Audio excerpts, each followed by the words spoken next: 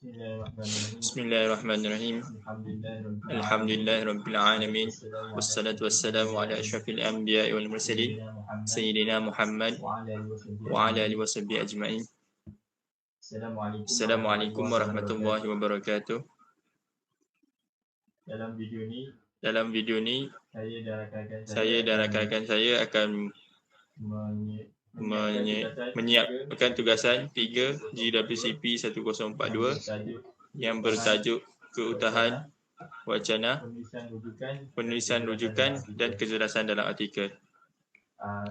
Ahli kumpulan saya terdiri daripada 3 orang, iaitu Aiman Rozaidi, Ikram Hakim dan saya sendiri, Aiman Asraf. Tanpa melengahkan masa, marilah kita lihat apa itu keutuhan wacana. Saya persilakan saudara Akram. Sekali, keutuhan wacana adalah aspek yang sangat penting kerana ia menentukan apakah sesuatu itu boleh dianggap sebagai wacana atau hanya kumpulan ayat yang tidak teratur. Keutuhan wacana dapat dikesan melalui susunan yang berurutan atau teratur dalam suatu wacana. Wacana juga bertujuan bagi menentukan sebuah wacana itu berkualiti atau tidak. Jadi terdapat 2 aspek yang penting dalam menghasilkan wacana yang utuh. Pertama sekali, kita dapat lihat di sini adalah koheran, iaitu kesinambungan idea yang menjadikan wacana itu suatu teks yang bermakna dan dapat difahami. Seterusnya ialah kohesi, iaitu keserasian hubungan antara suatu unsur linguistik dengan unsur linguistik yang lain. Jadi di sini terdapat 4 keutuhan wacana. Yang pertama sekali ialah keutuhan semantik.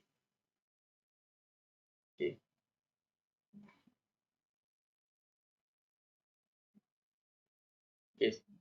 Pertama sekali ialah keutuhan semantik. Jadi terdapat hubungan semantik ini dapat dilihat daripada 2 aspek, iaitu hubungan semantik antara bahagian-bahagian wacana dan juga hubungan semantik yang dilihat dari segi konteks atau latar wacana. Jadi hubungan semantik ini di antara bahagian-bahagian wacana ialah hubungan sebab dan akibat, hubungan sebab dan hasil, hubungan sebab dan tujuan, hubungan memperkuatkan isi. Sebagai contohnya, hubungan sebab dan akibat ini, contoh ayat, Aiman tidak bersungguh-sungguh semasa belajar. Apa ayat yang gini pula? Tak apa, aku cut dah. Okey, seterusnya ialah keutuhan leksikal. Berdasarkan pemilihan dan penggunaan perkataan yang sesuai dengan makna yang ingin disampaikan. Yang pertama ialah antonim, sinonim dan juga hyponim, iaitu kata yang maknanya terangkum dalam makna yang lain. Mana kata? Okey, seterusnya.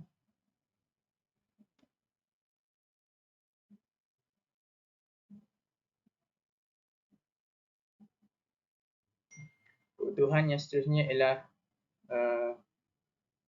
keutuhan gramatikal, di mana wacana berkualiti mesti memperlihatkan hubungan berdasarkan binaan tata bahasa yang dapat dilihat daripada penggunaan penanda gramatis.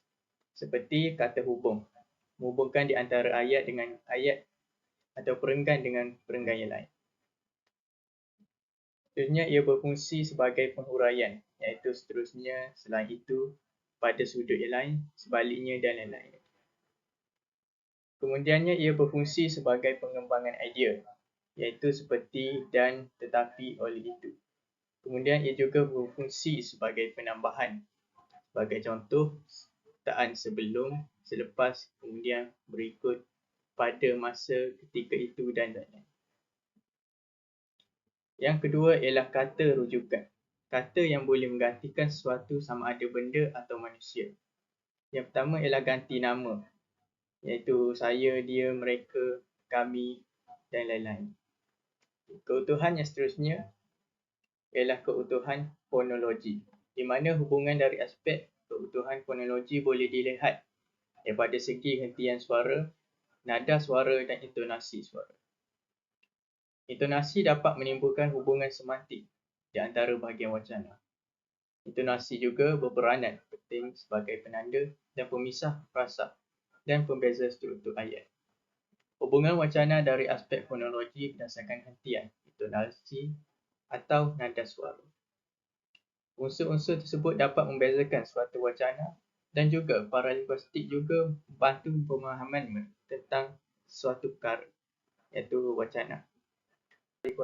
Linguistik iaitu alat-alat yang digunakan untuk memperjelaskan persembahan wacana ini. Jadi dalam wacana tulisan pula, alat-alat tersebut ialah tanda baca seperti noktah, koma, tanda soal, titik bertindih dan sebagainya. Okey, baik. Seterusnya.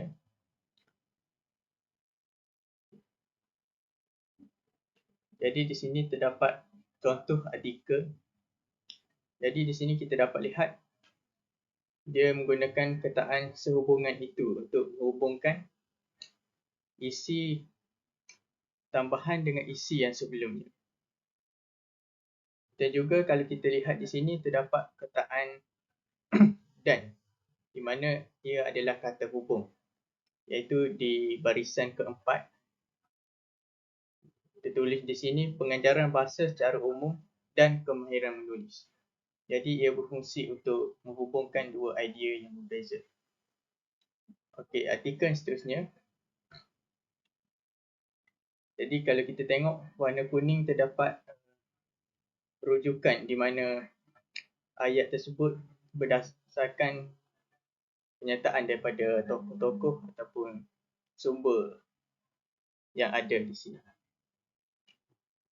Dia juga menggunakan penanda wacana iaitu justru oleh hal yang demikian bagi menyambung ayat-ayat atau isi yang berlainan atau untuk menambahkan isi. Jadi setakat ini saja untuk keutuhan wacana. Baiklah Aiman, sila. Sumber rujukan. Okey, kita pergi pada sumber rujukan. Kaedah menulis nota rujukan. 1. Meletakkan tahun terbitan dalam kurungan selepas nama pengarang dirujuk. Contohnya, Ahmad S. kurungan 2004 berpendapat bahawa kemahiran insaniah sememangnya berjaya diwujudkan dalam aktiviti kokurikulum yang dijalankan di mana-mana institusi, khususnya institusi pendidikan. Yang kedua, jika nama pengarang tidak ditulis dalam ayat, maka tuliskan nama dan tahun dalam kurungan. Contohnya, oleh itu, kemahiran insaniah sememangnya berjaya diwujudkan dalam aktiviti kokurikulum yang dijalankan di mana-mana institusi, khususnya institusi pendidikan. Kurungan Ahmad S. 2004. Seterusnya. Yang ketiga, sekiranya bahan sumber yang dirujuk dihasilkan oleh dua pengarang, tuliskan nama kedua-dua pengarang. Contohnya, Warhatnolo dan Munoto kurungan 2018 menyatakan bahawa penerapan kemahiran abad ke-21 dalam kurikulum pendidikan merupakan sesuatu yang mencabar. Penerapan kemahiran abad ke-21 dalam kurikulum pendidikan merupakan sesuatu yang mencabar. Kurungan Warhatnolo dan Munoto, 2018. Yang keempat, bagi tiga pengarang atau lebih, tuliskan it.el selepas nama pengarang pertama. Contohnya, justru guru dapat membekalkan proses pengajaran dan murid yang berbeza. Kurungan Muhammad Waiman it.el, 2022. Okey, kaedah menulis bibliografi gaya APA 7. Mengikut turutan. Yang kedua, mengikut aturan yang dimulakan dengan nama pengarang, tahun terbit, tajuk, tempat terbit dan penerbit. Dan yang terakhir sekali, baris kedua dan seterusnya ditulis ke tengah. Okey, itu sahaja daripada saya.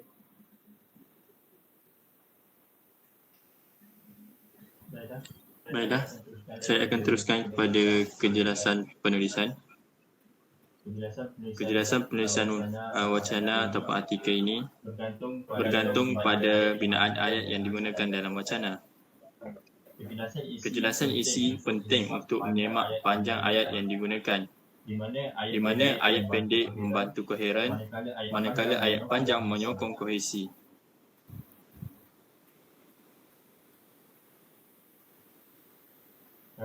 Dalam konsep kejelasan dan gaya penulisan,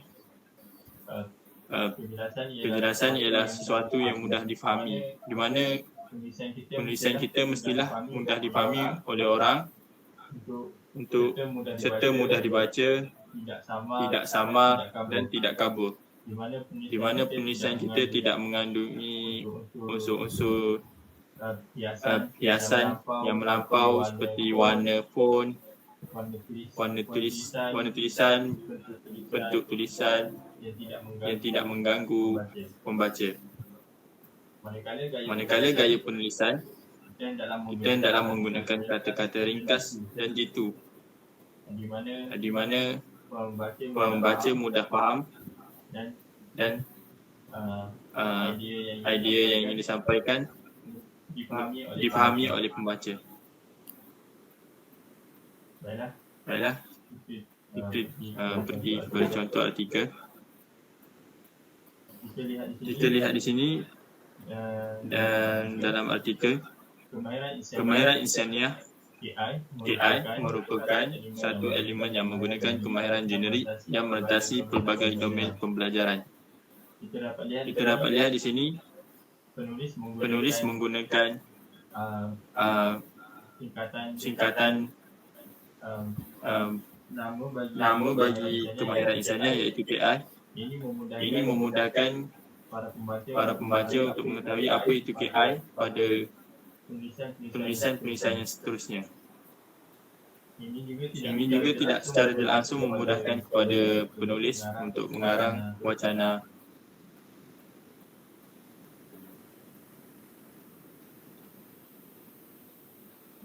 Contoh yang kedua. Selain itu, artikel yang dipilih perlu ditulis dalam bahasa Melayu yang memfokuskan kepada pengetahuan amalan dan cabaran pendekatan pedagogi terbeza guru bahasa Melayu.